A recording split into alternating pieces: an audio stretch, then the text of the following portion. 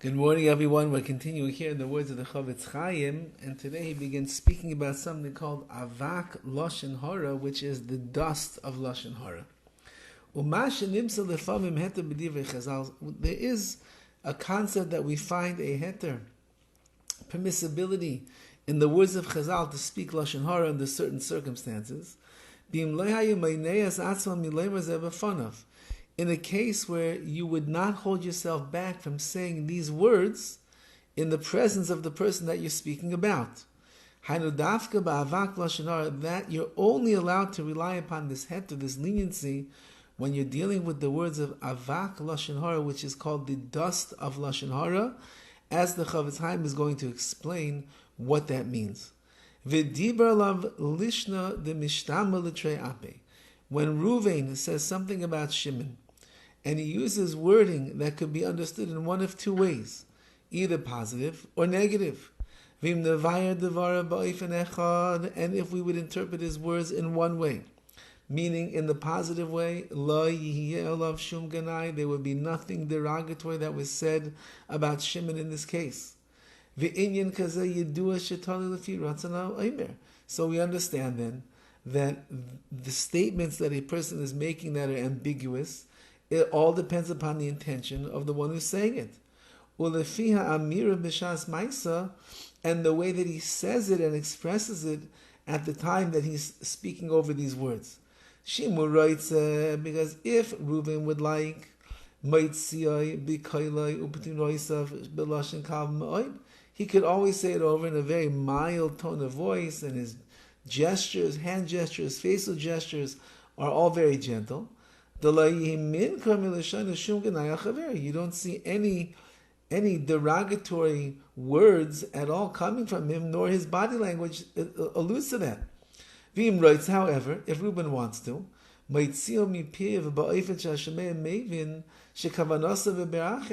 however, if Reuben wants to, he could say things over in such a way that the listener knows his intention is something else.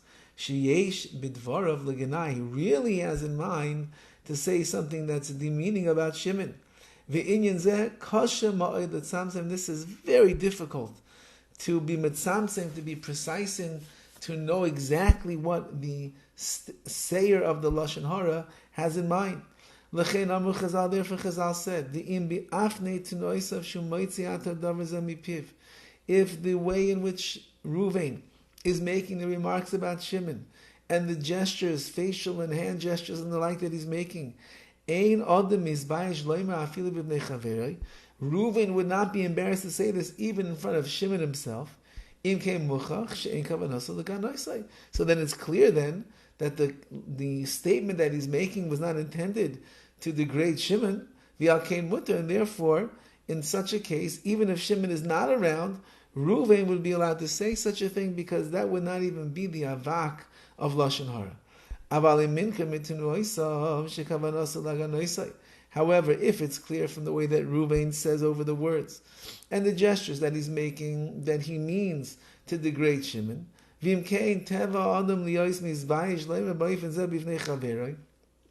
and furthermore, it would be embarrassing for people to speak this way in front of their friend, which means that Reuven would certainly not make these faces and the like in front of Shimon. Even if the matter itself is only a little bit derogative over here, nevertheless, we can interpret the remarks that Reuven is making as negative. Hurak avak lashon hara still is only going to be avak lashon hara. V'hu emes, and it's true what he's saying. Nevertheless, says the CHOFETZ CHAIM, once that it has the shmek, it smells of derogatory speech, it has a little shmek, a smell of Lashon HaRa, the avak, the dust of Lashon HaRa, since that your actions, your body language, your facial expressions, the words that you're saying could easily be misconstrued, the way that you're giving it over as being negative about Shimon, therefore you're not allowed to say that. That itself is nothing less than avak Lashon HaRa, which is Lashon HaRa, and therefore you cannot say it. So for an example, let's say an example would be like this. Let's say that you have a person who's a workaholic, he's working all the time, and therefore he misses the wedding of one of his dear friends. And so somebody says, anybody see Shimon? Where's Shimon? He's here. And somebody else says, Shimon, he's where he always is. He's working.